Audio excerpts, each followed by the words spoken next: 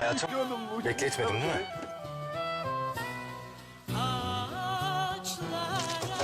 Aşkım niye böyle yapıyorsun?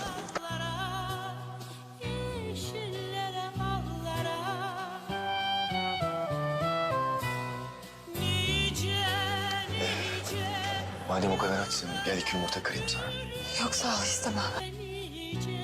Sena ben. Yamaç.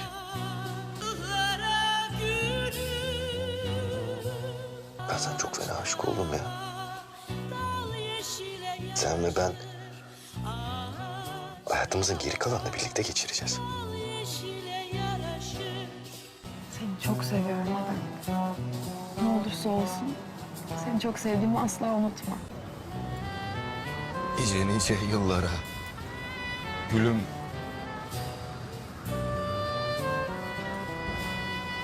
Nice nice yıllara.